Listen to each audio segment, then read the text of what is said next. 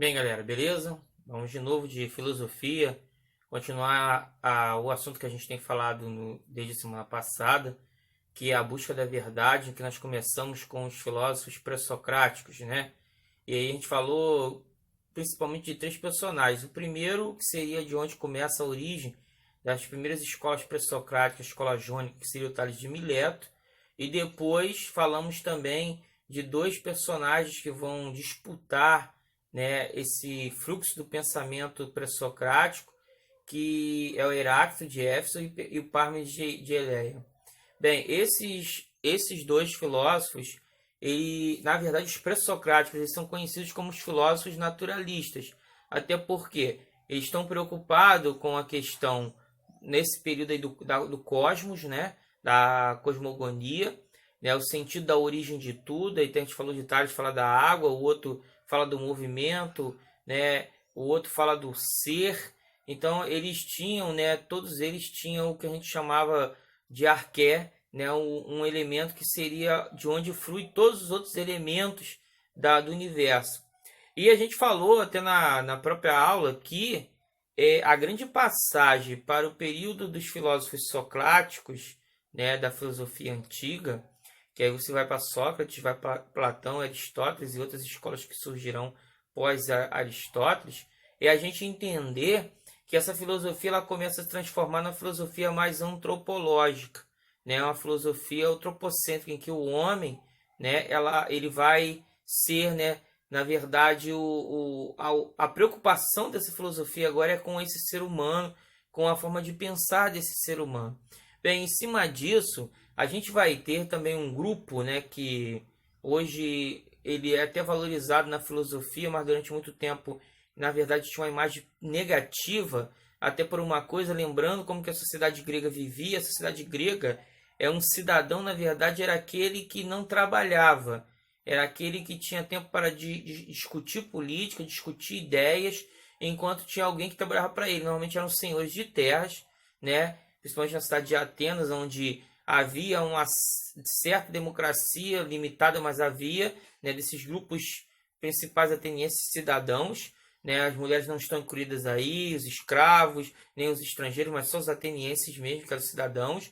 E esses grupos, eles detinham o tempo deles para pensar e discutir e ir para o Areópago, né, para poder discutir, né, as leis, as mudanças, as decisões que Atenas vivia, né? Isso, é claro, acontecia em outras cidades-estados gregas, mas principalmente cidade de Atenas. E o período que a gente vai falar agora, no século V antes de Cristo, né? Eu esqueci de botar o AC aqui, me perdoem, mas século antes de Cristo, né? Esse século é conhecido também como o século de Péricles, que foi um grande governante grego em que modernizou Atenas, foi até o causador também depois da Guerra do Peloponeso, mas foi no governo dele em que Atenas tem alcançado grandes estágios de democracia, né, de tipo assim, de representatividade, de discussão e debate, de como os gregos queriam viver. E aí a gente vai entrar uma figura que, por isso que foram, né, muito diminuídas a presença deles ou a importância deles pela filosofia antiga grega ou até pela filosofia que vem posterior depois da antiga, porque na verdade esses homens viviam do seu talento, da sua capacidade, né? Esse grupo são os sofistas. Os sofistas, diferente dos pré-socráticos, eles vão se preocupar muito mais com o antropo, com o homem. Só que eles vão ser massacrados por, na verdade, a maioria serem de gente de uma condição não tão pobre, mas não uma condição boa, e por isso viviam do que ensinavam as pessoas que podiam pagá-los.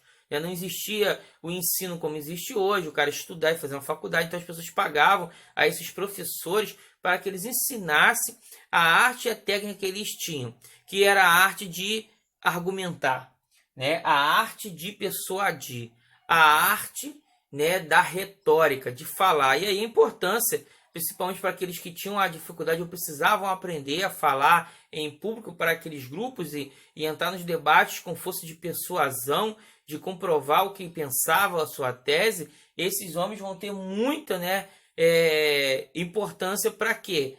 para dar essa aula de retórica e aí fazer com que essas pessoas tenham como argumentar com qualidade, né? Alguns vão ser criticados porque eles se preocupavam tanto com a retórica e com a beleza das palavras, com a linguagem, que muitas das vezes não eram a verdade, mas falavam com tanta, né, com tanta imaginação, com tanta criatividade e com tanta beleza nas palavras que eles conseguiam persuadir as pessoas, porque a verdade para esses pensadores ela tinha um ângulo, não como absolutos, mas tinha um ângulo, né? Então, esses sofistas, eles não vão ser uma escola filosófica, mas uma prática, né? Uma prática que vai ser muito usada nesse século V antes de Cristo, né?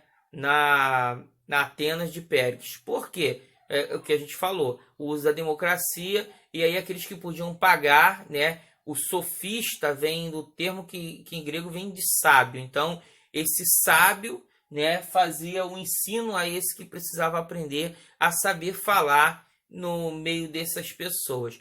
Bem, esses sofistas, apesar de tudo, eles vão ter importância e respeito de alguns filósofos gregos, tá? Agora a gente vai falar principalmente de dois pensadores sofistas que vão ter grande importância na filosofia, né? E através da sua própria prática, eles vão deixar algo significativo para a gente poder pensar nessa busca da verdade. Bem, primeiro a gente vai falar desse personagem conhecido como Protágoras, que viveu no ano 485 a 411 a.C. Esse pensador sofista, ele vai ter uma das características muito importantes, porque ele vai usar um termo aí até que a gente usa muito no iluminismo, né? O homem é a medida de todas as coisas, só que ele vai usar de outra forma diferente. Ele vai falar no conceito da busca da verdade. Ele vai dizer que as verdades, elas não são absolutas, elas são relativas. Tanto é que ele vai estar muito ligado, apesar de serem de pensamentos diferentes, ele vai estar muito próximo de Heráclito, né, que fala da questão que tudo é o movimento, nada é ser, tudo é um movimento, fruir, né, porque não é a mesma coisa. E ele vai estar também sendo, depois, para pensadores futuros, ligado à escola do relativismo. Por quê? Porque ele vai dizer que essa verdade é da forma que ou você defende, argumenta que ela se transforma em verdade, ou até do ângulo que você viu essa verdade. Então, ele não fala que não existe verdade absoluta. Ele vai falar que sempre existe mais de uma verdade. Normalmente, pelo menos duas, né? Dois caminhos para aquela mesma coisa. Outra coisa que o Protágoras vai ficar famoso, ele vai criar, vai escrever um livro, né? Que vai ser chamado de antilogia. Por quê?